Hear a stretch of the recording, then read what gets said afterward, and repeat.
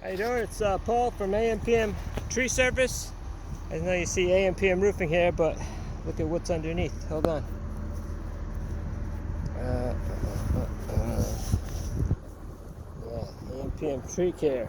See? It's underneath. Alright, roofing and tree care. Alright, so I'm up here on my lift. I think I'm about 65, 70 feet up. There's my truck. There's one of my trailers, another one of my trailers. And this is what the view looks like from up here.